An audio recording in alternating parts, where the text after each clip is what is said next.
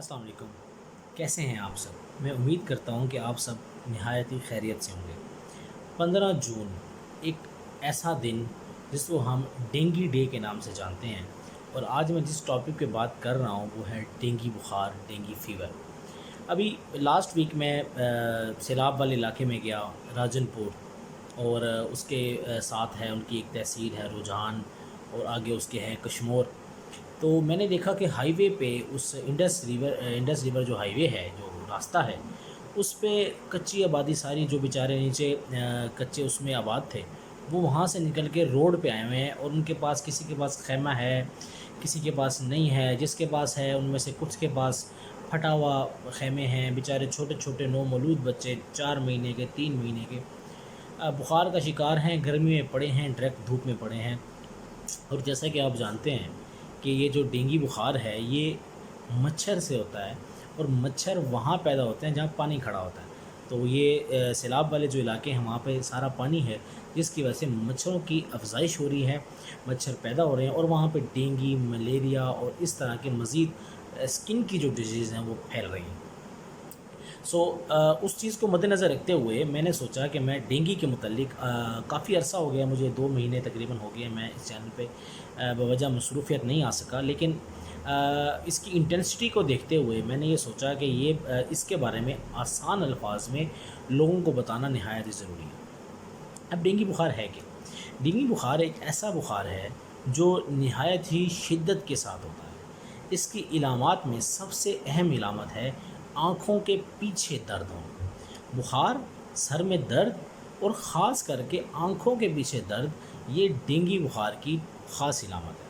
اور اس کے ساتھ شروع کے سٹیجز میں بہت ہی زیادہ جسم میں درد ہوتا ہے، ہڈیوں میں درد ہوتا ہے، اور جب یہ آہستہ آہستہ آگے بڑھنا شروع ہوتا ہے تو اس کے اندر کمپلیکیشنز آنا شروع ہو جاتی ہیں۔ مثال کے طور پہ پانی کی قلت ہونا شروع ہو جاتی ہے، ناک، منہ یا کان کہیں سے خون نکلنا شروع ہو جاتا ہے، پخانے کے راستے، چھوٹے پیشاب کے راستے خون نکلنا شروع ہو جاتا ہے، پیشاب کی مقدار کم ہو جاتی ہے۔ اس کے علاوہ اگر آپ کے ٹیسٹ کرائے جائیں، بلڈ کے ٹیسٹ کرائے جائیں، تو اس کے اندر کچھ چیزیں ہیں، وہ جب ہم لیبارٹری فائنڈنگز کی طرف جائیں گے وہاں میں آپ کو بتاؤں گا کہ ایسا ٹیسٹ میں کیا نظر آئے گا جس کی وجہ سے آپ یہ تشخیص کر سکتے ہیں گھر بیٹھے ہی کہ یہ ڈینگی بخار ہے یا نہیں۔ یہ اس کی چند علامات ہو گئیں، اور اس کی جو افزائش ہے وہ بیسیکلی اس کی جو سپریڈ ہے وہ اسی مچھروں سے ہوتی ہے۔ ایک مچھر ہے ایڈیز ایجپٹی نام کا، جو اس ڈینگی وائرس کو آگے پھیلاتا ہے۔ وہ مچھر ویسے تو صبح اور شام کے ٹائم زیادہ کاٹتا ہے، لیکن یہ اس کے لیے کوئی مطلب خاص ٹائم نہیں ہے، ہو سکتا ہے وہ دوپہر کو بھی کاٹ لے، تو ضروری نہیں ہے کہ آپ کو وہ صبح اور شام کو ہی کاٹے، لیکن صبح اور شام کو کیونکہ ٹھنڈ ہوتی ہے، ذرا موائسٹ انوائرمنٹ ہوتا ہے، تو وہ مچھر کو آسانی ہوتی ہے مطلب نکلنے میں، اور جب گرمی ہوتی ہے، دھوپ کا ٹائم ہوتا ہے، تو یہ مچھر کم باہر نکلتے ہیں۔ لیکن یہ کوئی ضروری نہیں ہے، ہو سکتا ہے وہ دوپہر میں بھی کاٹ لے، it's not important so much. The other thing is that کہ اگر ہم اس کی تشخیص پہ بات کریں، تشخیص تو سب سے پہلے اس کی علامات سے ہے، جو آپ کو علامات میں نے بتائی ہیں، ان علامات میں سے اگر کوئی علامت آپ کو نظر آ رہی ہے تو ہو سکتا ہے یہ ڈینگی بخار ہو، ٹھیک ہے۔ ایک بڑی اہم علامت جو رہ گئی ہے وہ ہے جسم پر دانے نکلنا، ریش نکلنا، لیکن یہ آپ کے لیے اس سے تشخیص کرنا مشکل ہو جائے گا، کیونکہ اب جسم میں دانے اسکن ڈیزیز کی وجہ سے بھی ہو سکتے ہیں، کسی اور وجہ سے بھی ہو سکتے ہیں، تو یہ آپ لوگوں کے لیے مشکل ہو جائے گا کہ آپ جسم کے دانوں سے کیسے پتہ لگائیں گے کہ آیا کہ یہ ڈینگی کے دانے ہیں یا کوئی اور قسم کے۔ لہٰذا اس کو میں آسان الفاظ میں سمجھانا چاہ رہا ہوں کہ آپ لوگ اگر دیکھیں ایسا کوئی مریض تو خود سے کیسے تشخیص کر پائیں گے۔ دا ادر تھنگ از دیٹ اگر آپ لیبارٹری ٹیسٹ کرائیں، ایسے مریض کا بلڈ چیک کرائیں، تو اس کے اندر ہیمیٹوکریٹ بڑھا ہوا ہوگا، اور پلیٹلیٹس جو ہیں وہ نہایت ہی کم ہوں گے۔ اس کے علاوہ پلیٹلیٹس کیا ہیں؟ پلیٹلیٹس بیسیکلی آپ کی باڈی کے ایسے سیل ہیں جو خون کو جمانے میں مدد کرتے ہیں۔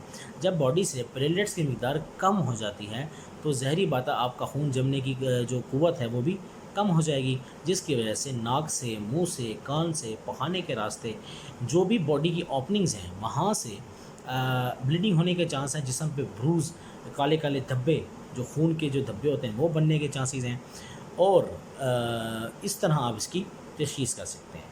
प्रिवेंशन मैंने आपको बता दिया है कि मच्छर काटता है तो मच्छर से ही बचना है। अब मच्छर से कैसे बचेंगे? लोशन है बॉडी पे वो लगाएं, पानी कहीं इकट्ठा ना होने दें, पानी वाली जगहों से दूर रहें और ज़्यादा से ज़्यादा पानी पिएं, अपने आप को हाइड्रेटेड रखें, क्योंकि इसकी सबसे बड़ी अलामत है डिहाइड्रेशन। ये बॉडी के अंदर डिहाइड्रेशन कर देता है, पानी की कमी कर देता है। तो 1 लीटर पानी के अंदर 1 ORS का साशे मिला के दिन में 2 दफ़ा बढ़े और दिन में 3 दफ़ा कम से कम बढ़े, जिनको बीपी का मसला या गुर्दों का मसला ना हो उनके लिए वो इस्तेमाल करें। और बच्चे भी 2 दफ़ा कम से कम 1 लीटर पानी जो है वो सुबह और 1 लीटर पानी कम से कम शाम को जो है वो 2-2 घूंट करके 3-3 घूंट करके पीते रहें, ताकि बॉडी जो है वो हाइड्रेटेड रहे। तो अदर थिंग इज़ दैट कि आपका जो ये डेंगू बुखार है, डेंगू बुखार मलेरिया बुखार से इसी चीज़ में डिफ़र करता है कि मलेरिया का इलाज मौजूद है, क्लोरोक्विन है और लुमेफेंट्रिन है और बहुत सारे इसकी मेडिसिन का मलेरिया के मौजूद हैं। लेकिन जो डेंगू है इसकी कोई मेडिसिन एज सच इसके इलाज के लिए मौजूद नहीं। वैक्सीन आई हुई है लेकिन इसके स्ट्रेन्स इतने चेंज होते हैं, लाइक कि अगर आपको एक सीज़न में डेंगू बुखार हुआ है, आपने उसके अगेंस्ट वैक्सीन लगवाई है, तो अगले सीज़न में ज़रूरी नहीं है कि वो वैक्सीन आपके काम आए, आपको दोबारा भी हो सकता है। सो इसलिए ये ज़रा ख़तरनाक है। अब आपने करना क्या है? एक तो आपने पानी का इस्तेमाल ज़्यादा करना है, हाइड्रेटेड रहना है। दूसरा, आपने कोई भी बग़ैर किसी डॉक्टर को दिखाए दवाई नहीं खानी। मिसाल के तौर पे आपको बुखार हुआ, अक्सर आपने देखा होगा माएँ डेंगू के लिए बुखार की सूरत में उनको नहीं पता होता कि डेंगू है या मलेरिया है या कोई और वजह है, जिसको भी बुखार होता है उसे पकड़ के ब्रूफिन पिला देते हैं। So it is dangerous because Brufen के अंदर जो है वो आइबुप्रोफिन है और आइबुप्रोफिन जो है एक एनसेड है। अगर आप जानते हैं कि डेंगू है और डेंगू जो है उसका एक काम है कि वो ब्लीडिंग कराता है, तो जब आप एनसेड देंगे तो वो किसी भी वजह से जब उसकी प्लेटलेट्स कम होंगे तो बॉडी से ब्लीडिंग शुरू हो जाएगी। तो आपने ब्रूफिन ऐसे नहीं। The safe thing is acetaminophen यानी कि पैरासीटामोल, पैनाडोल, कॉलपोल, वो जो भी न्यूबिरोल, जो भी जिसमें पैरासीटामोल मौजूद है आप उसका इस्तेमाल कर सकते हैं बुखार को कम करने के लिए।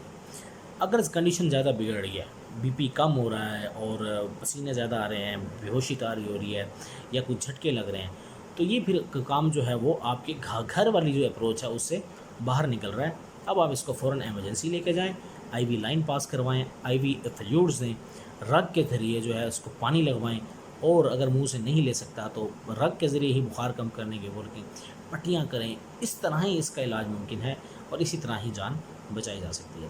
मैं माज़रत ख़्वाह हूँ कि मैं 2 महीने से आप लोगों के पास नहीं आ सका बवजह मसरूफ़ियत। मैं बहुत ज़्यादा मसरूफ़ हूँ आजकल और आप लोगों से दुआ की उम्मीद करता हूँ कि मैं जिस मसरूफ़ियत में मसरूफ़ हूँ इंशाअल्लाह कुछ चंद ही दिनों में आपसे दोबारा मिलेंगे इस खुशखबरी के साथ। और दुआ करता हूँ कि मैं उम्मीद करता हूँ कि आप लोग मेरे हक़ में दुआ करेंगे।